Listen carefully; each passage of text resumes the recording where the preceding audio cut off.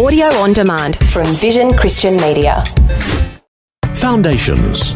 When Abraham gave him tithes, Melchizedek gave him bread and wine. And what do we know that bread and wine represents? Maybe to represent his body and blood in a covenant meal with Abraham.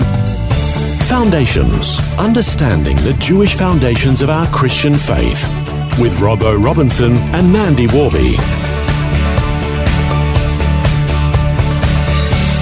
We've been learning about the names of God, names that he uses to reveal different facets of his nature, character, and attributes. And in this program, we're going to be looking at the name Yahweh Shalom. Shalom. It's one of those words that is, I don't know that there's anybody that doesn't know the word shalom. And in general conversation, particularly with Hebrew-speaking people, the word shalom means hello. It also means goodbye. Kind of like aloha in Hawaii means hello and goodbye. But unlike Hawaiian, the word shalom actually has, like most Hebrew words, it's far richer, far deeper than what would normally be the typical understanding, which is peace. Most people think it just means peace. The name Yahweh Shalom or Yahweh Shalom, it's only found in one place in the Bible, and that's in the book of Judges, and it was during the days of Gideon.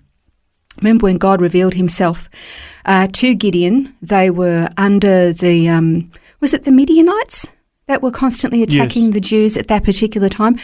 And then the angel of the Lord appears to Gideon. And remember, the history of the Jewish people was that they had seen the might and the power of God delivering them from the Egyptians and out of slavery, and what a spectacular show God put on. So they saw that, but they also remembered what it was like for them in the wilderness, where they knew you couldn't look upon God and actually come out of it alive. And so they would beg Moses, you be the intermediary, you go and talk to him on our behalf, and then you just come and tell us what he said. They didn't want to come face to face with God because it was terrifying. So Gideon has this encounter with the angel of the Lord, and he goes, oh no. He actually says in Judges 6, verses 22 and 24, when Gideon saw that he was the angel of the Lord, he said, alas, I bet it was more than alas. O Lord God, for now I've seen the angel of the Lord face to face. Now the Lord then said, peace to you, don't fear, you shall not die. Gideon thought he was going to die. You can't face God and not die. Then Gideon built an altar to the Lord, and he named it The Lord is Peace. And to this day, it's still in Ophrah of the Abiezrites. Now, the meaning of the word shalom, it's Hebrew, and it does mean peace, but it's so much more. It actually means to be complete, soundness, welfare. It does mean peace, but this completeness in number, in being safe, being sound in your body, for your health, prosperity, not just in finances, but prospering in, how Psalm says that your soul may prosper, that you would prosper as your soul prospers. So it's talking about a whole multi-dimensional, view of prosperity. Having that tranquil peace within your own heart, being content. It's that contentment in friendships, in human relationships, also with God, especially in a covenant relationship. And it also means peace from war. So it's very, it's a very big word, it's really. far-reaching, isn't it? Covering all the aspects. So here's the thing. When somebody says shalom to you as a greeting, that's a pretty nice greeting, that's really. right, yeah. And it's a nice greeting to say goodbye as well. So they're wishing all of that upon you as you go. As you leave, lovely. But what about Melchizedek? He was the king of Salem. Now, Salem is what the city of Jerusalem was originally called. And the word Salem or Salem is also the same as the word shalom. And they both mean peace. And now later it was the Jebusites actually invaded and they took over the city that was called Salem. They named it Jebus. And then after them, King David conquered it and he called it Jerusalem, although in Hebrew there's no J. It's Yahweh Shalom. But that actually means the city of peace. So Melchizedek, he was called the priest of the Most High God. And you remember the story of when Abraham, he went to Salem after rescuing Lot, and he had an encounter with Melchizedek. He actually gave tithes to Melchizedek. And Melchizedek gave him two things. I'll come to that in just a sec. It's believed by many scholars that the high priest Melchizedek, who had no father, no mother, but was kind of this eternal being, that he was a pre-incarnate version of Jesus, of Christ, the Messiah. That is what a lot of people believe.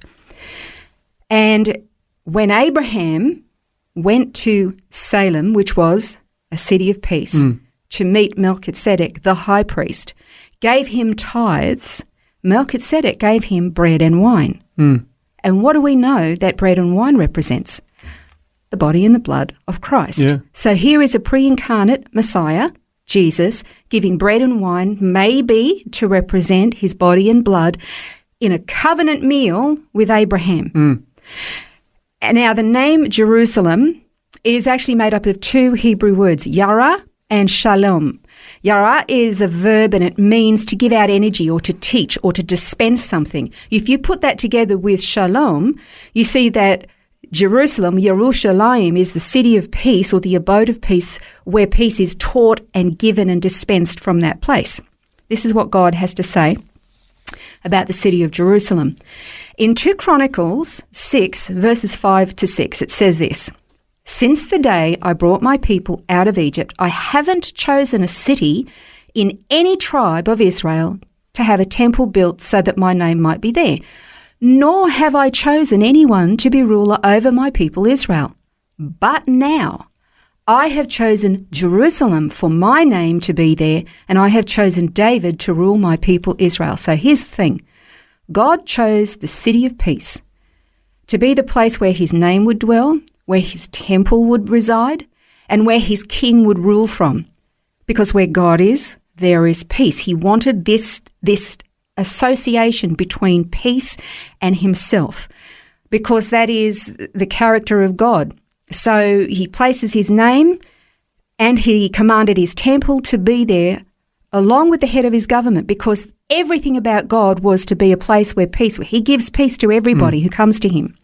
Shalom is synonymous with God, and God is incomparable to anything that the world can offer. For example, remember Jesus said that he would give peace to his people, but it would be peace that the world wouldn't understand. It can't give it, can't take it away, doesn't understand it. Yeah. I wanted to mention Psalm 46. No time to read Psalm 46. Now, the word shalom is not in Psalm 46, but it's describing a world that it's chaotic, it's in meltdown, it's violent, the nations are completely in uproar, kingdoms are falling, war is going on all over the place, armies are fighting, weapons are being shattered.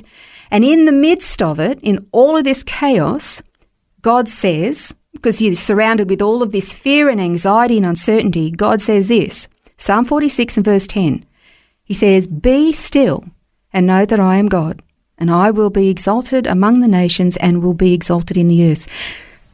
Where God is, when he resides in you, it actually doesn't matter what's going on around you, because the peace of God resides inside of you. The whole world can be exploding or imploding around you, and you will still have this peace that surpasses all understanding inside of you, because that's who God is. Yeah, well, he's the Prince of Peace, isn't he? He is. And I think this name, this is who he is, Yahweh Shalom. When you have this peace of God within you, or let me put it this way, the peace that comes from God does not mean that you live with the absence of turmoil or chaos or struggle. What it actually means is that God's peace, which is the essence of himself, actually allows you to live peacefully in the middle of the chaos and the turmoil and the uncertainty and the struggle. Well, I guess Jesus, when he talked to his disciples, he said they would have trouble, but in John 14:27, Jesus says, "Peace I leave with you." So he promises his peace in the midst of the trouble, but then he says, "Don't let your hearts be troubled or afraid." Because that's who he is. That's his nature, hey? It certainly is a great thing to be aware of, that he is our Prince of Peace, Yahweh Shalom. And we're going to continue to look at another name of God in our next program, and that is Yahweh Ra'ah. This has been Foundations, a look at the Jewish foundations of our Christian faith. For study notes, resources and more, see vision.org.au/foundations. Thanks for taking time to listen to this audio on demand from Vision Christian Media. To find out more about us, go to vision.org.au.